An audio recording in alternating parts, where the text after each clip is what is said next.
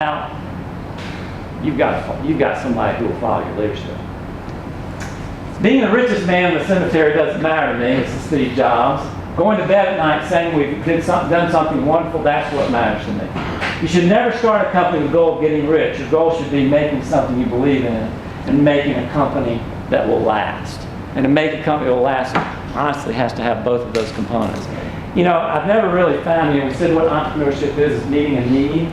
And, having eyes to see. I've just never really heard many stories where, somebody's just thinking about something totally outside their arena, where they are, where they're working, and just says, I've got a great idea, and it goes and makes a lot of money. So I'm just going to be an entrepreneur, and I'll come up with a great idea making a lot of money. You'll find the great ideas in what you're doing, and you'll see a void, and you'll see it's not being met, and you'll go, voila. And hopefully that's an area you're swinging your sword, and you will be passionate, because that's your area, like something entrepreneurship related in biology. And that's why this program across all the spectrums of the departments is just spot on. It's just the right way to do it. My wife and I came up, we were brainstorming one night because I was trying to think through the pros and cons of doing this investment. And on one, axis here, or vertical, I put mercenary. And on the horizontal axis, I put missionary. And I wanted to plot, and you'll see in a moment how many companies I've been involved in. And you hear the highlights. You don't get to hear boy, you really blew that one, the scars. And so I sat down and said, I want to look at companies I've led, either been a CEO of or founded, and I want to plot them. And I started coming up with these. Anybody ever taking those like strength finders, those testing that kind of plot what you are and who you are? Well, I'm doing one of these for this kind of quadrant of companies, where they are and how you plot them. Well, down here we have very little mission and not enough money. You're a dreamer, okay? The company's going to die, and you'll see in a moment I've got 2 of those in my resume. Notice I don't put those on the resume and have people talk about those, but true. Up here, organization where it's all about the money, just show me the money, the organization will die in its heart. And people will leave, and your key players will leave, and they will not be doing what they're created for, and they will leave, and it will then stop making money. So it's all about the money. Call them the gold miners. The organization will be sold. Over here, call them the martyrs. Okay, you find a lot of non-profit based. I'll die for this. Why do we need money? Everybody's going to give us all the money. Well, good luck with that. Maybe. But it's sometimes hard to compete. There are some incredible organizations. My office is right next door to this organization, nonprofit called Compassion International. I don't know if anybody's ever heard of it, where they truly allow you to adopt a kid and support that kid in a third world country, and it's incredible, true marketing. But man, their facility, it's amazing what they're doing, how much money they actually are able. You better, right? You guys in advancement. You're about finding the noble cause and mission about what makes Wake Forest great, right? Any nonprofit should. And all of those organizations, because they don't have anything that is sustainable from a business standpoint, they end up going under or starving everybody out, kind of burning them out. And then up here, organizations built to survive the test of time. And obviously that's the quadrant you want to be in, right? And how do you do that? What are companies that have done it? Apple. I love hearing, you could not, there's a lot about Steve Jobs when you read the book that I don't want to be like. He would do these kinds of things and early on in his career and say, I eat a certain way, I have a certain diet, I don't need to shower. And and he was just wow that way. And then go a week, and not just, so I did shower a day. So really. And so, but Apple, he was a passionate man and had a cause. But so we've been talking about him, put him up there. But here's some other organizations. I won't get into a lot of detail, but these are 2 organizations. This for me was a startup company that, when offshore programming came into vogue, we'd go to India and get the lower cost programmers, and that was just the wave. I got into that thinking, well, we're going to do that, and had a partner move to India, and it was a venture that lasted about 2 years. And the truth of it was, I literally did that, just thought it was a good way to make money. I heard other people making money doing it, so I thought, why don't I try? My heart wasn't, I wasn't willing to go over there and live over there and work and do the work it took to really pull that off. And neither was my partner, so that was about a 2-year venture, and we lost everything. BuildSoft here was actually the first company I started after my law career, and I won't get a lot into BuildSoft. It actually turned into, from a financial standpoint, it was a great success. We were rated #1 in the industry for software for the building industry at the time, but it had some fundamental flaws that you need to think about if you want to build a surviving company. And one of that was it was a family business. And I'm not saying all family businesses fail, because there are some success stories, but there needs to be, if you're thinking about family business, there's just so much there. It's just that yellow light ought to go off to really think through some things of whether it's even worth it. Is the money worth it or whatever? And it was really that kind of blow up with my brothers that led me to say, I'm out of here, and went to Colorado. So that became, and then, a couple years, 2-3 years down the road, it went. After raising $148 million, it went bankrupt. It was one of those dot-com busts in the late 90s. Here's some companies: Goldmine, Cindy Enterprises, and again, I said over here, Goldmine, I actually had a company, it's called Goldmine, right? I mean, I was the CEO, I wasn't the founder of that company, but it was one of the top 100 software companies in the United States at the time. And, here's the deal: it was bought and sold while I was CEO about 4 times. I mean, we were just like a widget. I mean, it was just buy it, sell it, buy it, sell it, and keeping the morale of that company going, even though I try to be passionate and believe in people. Just the mere structure of the organization, everybody knew as soon as the owners found the best dollar, they were just going to sell us.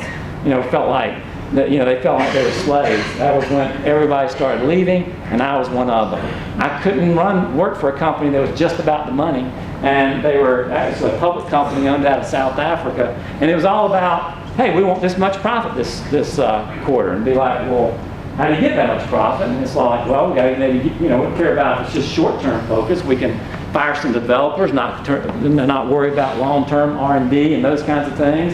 And it just wasn't a company that could be involved in and had to leave. And these two, I'll talk a little bit about in a moment, that I still consider to be martyrs. They're still alive, but they're both nonprofits, and they're still alive. But there's inherent struggle, which not as much money as we really need. Always trying to find the money, so it hasn't moved up into a thriving organization yet.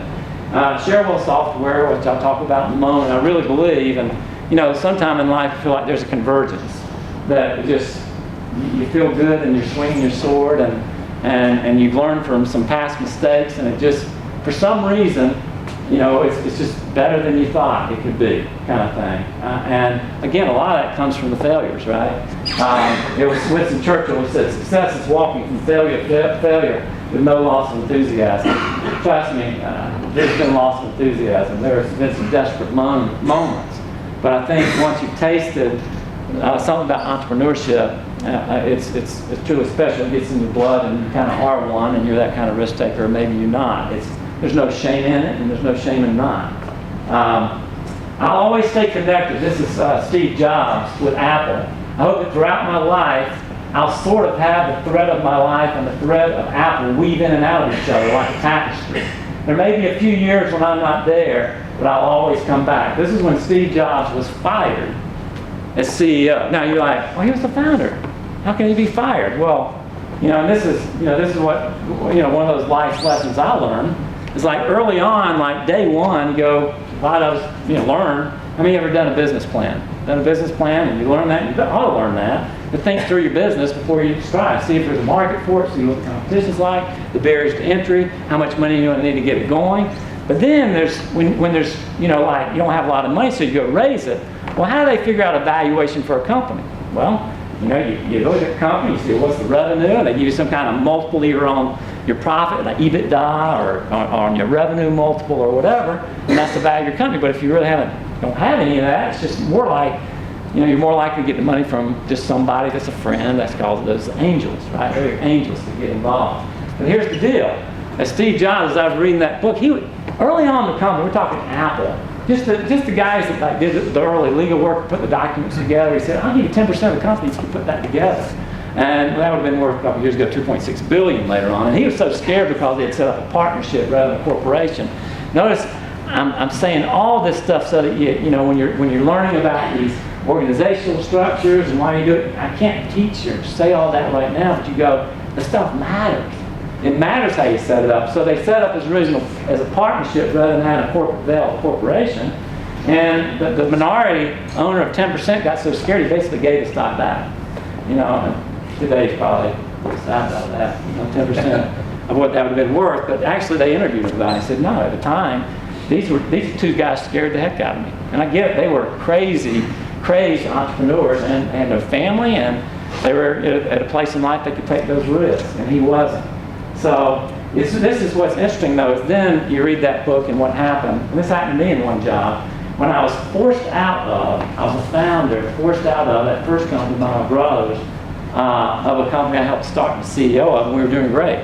And because of relational things, whatever, and I didn't structure it, I couldn't stop it. And it was just like, ripping your heart out. So this is what he's saying. He's like being fired from the company he founded, Apple. He became CEO again, like 10, 12 years later.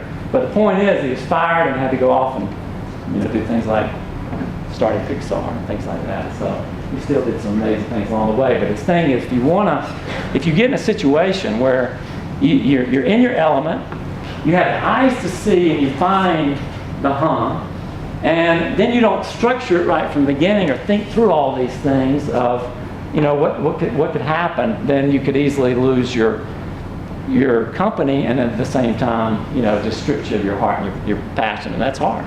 So how you structure a business becomes critical, very important.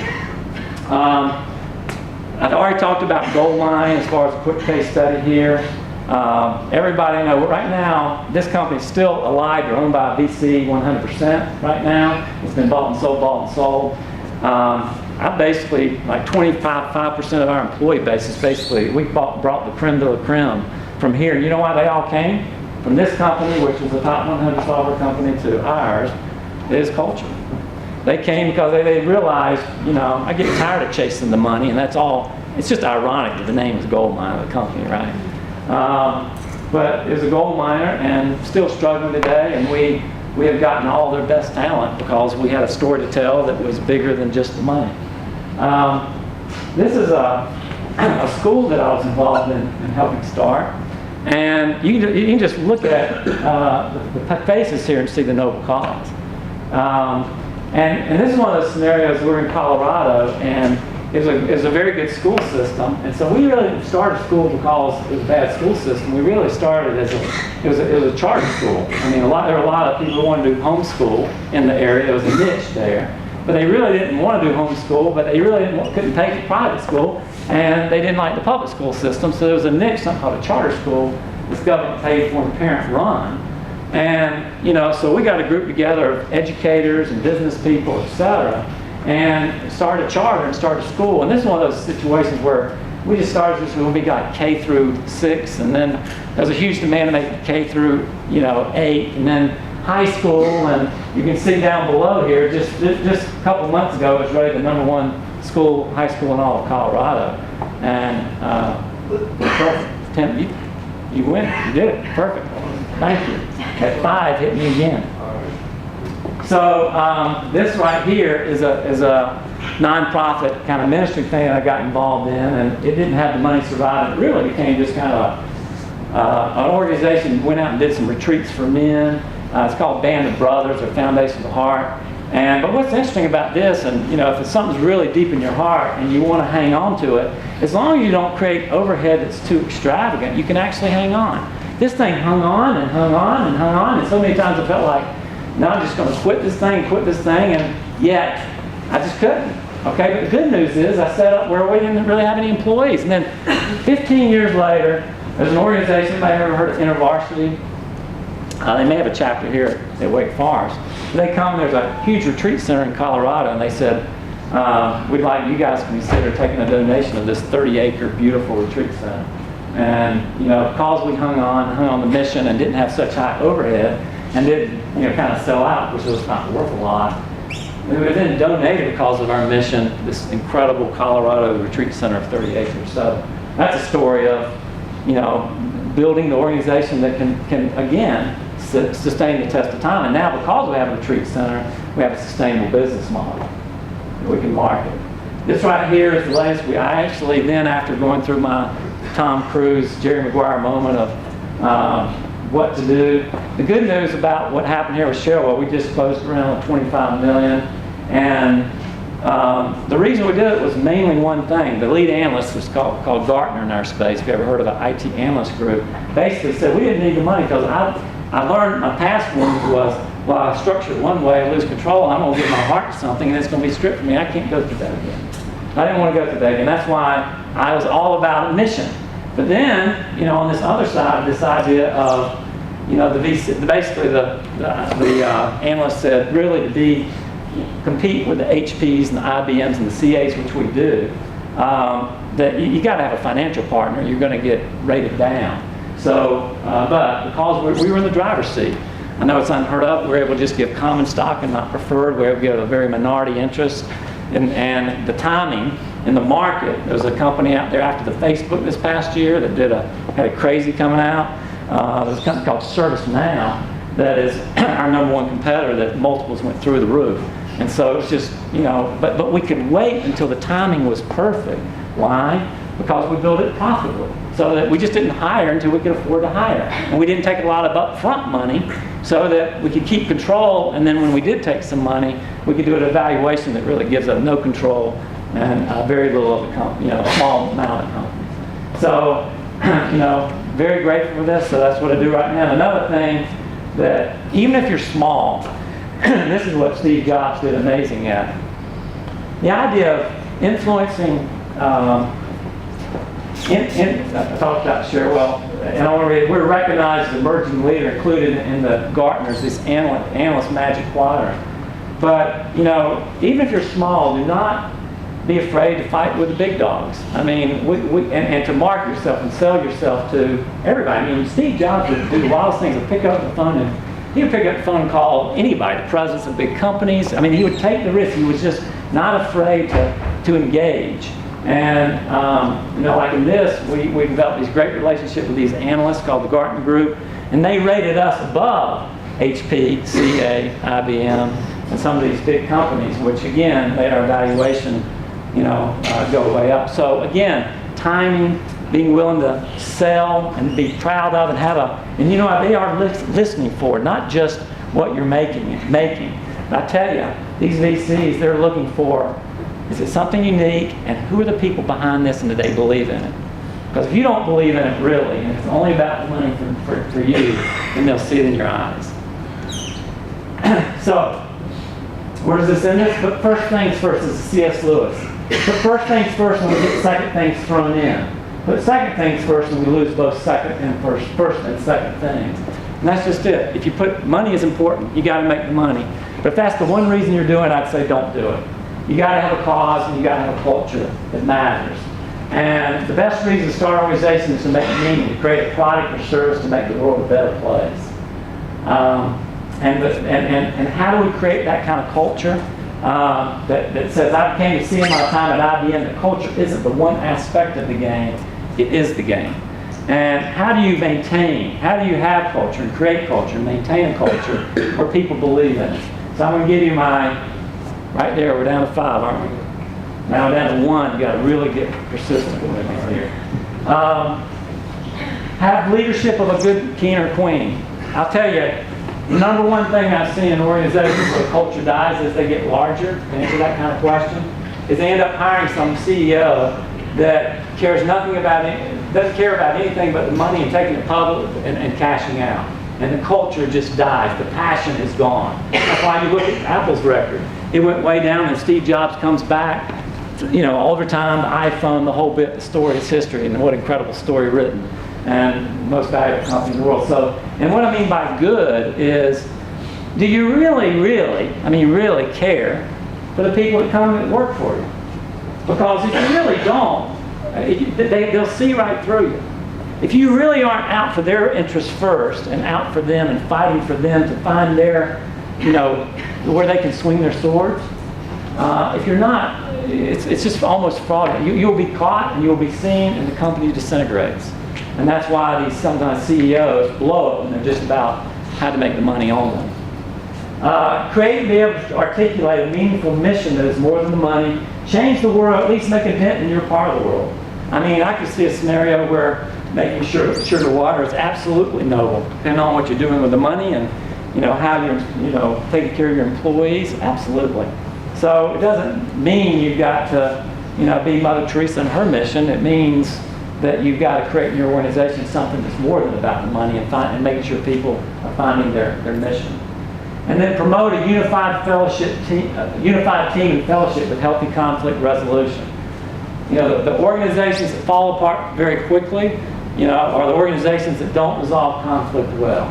If somebody comes into my office and it's got to start at the top or it just starts corroding, because trust is the number one factor in an organization. If somebody comes into my office and wants to talk about an employee that is underperforming or they're complaining, I'll stop and say, that's fine, conflict is good in this organization. Where is that person? Bring him in here. I don't want to hear it, but bring him in here and then we can talk about it, because otherwise, only thing I'm seeing is that, what's your motivation if they're not here? Debate's awesome, right? You come here to be critical thinkers and to learn to articulate what you believe and why, and we hope the best ideas or compromise is what happens. Give each person a vision for their heroic mission and legacy in the noble cause, how they are essential to the cause, and give them autonomy in fulfilling their mission. In our organization, if you've heard of a book like Strength Finders, we have everybody that comes in take one of those tests, and under their door that has their cubicle that has their name, we have their strengths from Strength Finders. So when I go meet somebody, I immediately go, wow, your strength is encouragement, or your strength is whatever. And if you haven't taken that test, you can get online and take Strength Finders, and it's an awesome way to I want to make sure they're living out through their strengths. And it's a great idea from the standpoint of we can spend a lot of time worrying about what we're not good at, but why not encourage a lot of what we're great at and swing our sword and make sure people go in that direction. Focus on people's strengths. Studies find that for every one negative statement you make to an employee of a challenge to them, that they're not performing or something's wrong, for every one you make, you better make 3 positive statements, or they're going to, their heart's going to start sinking. By the way, in marriage, that's 5 to 1. So, but 3 to 1 in the workplace. 5 to 1, that's hard, 5 to 1. And then create a sense of urgency, because you believe the idea comes at a pivotal time in history for such a time as this. And I'll just say that to each of you you are better equipped to talk about competition than combining your kind of a liberal arts education with a major concentration and then having this backdrop of gosh, if I saw something, if I see or when I see something, I have the skill set to do something with it and maybe make the world a better place. Wow, what a great opportunity, and things are changing more right now than at any time in the history of the world because of the information revolution that's going on. It is happening. You can be in the middle of it. It's just open your eyes and open your ears and believe. So one last quote, and real quick. Steve Jobs' last statement. Again, if you haven't seen the Stanford Commencement speech, you need to go watch it, pull up on YouTube. It is a classic from Steve Jobs. But your work is going to fill a large part of your life. And the only way to be truly satisfied is to do what you believe is great work. And the only way you do great work is to love what you do. If you haven't found it yet, keep looking. Don't settle. As with all matters of the heart, you'll know when you find it. And like any great relationship, it just gets better and better as the years roll on. So keep looking until you find it. Don't settle. That's what I say. Don't settle. Thank you. I love being with you. Let's go. Go,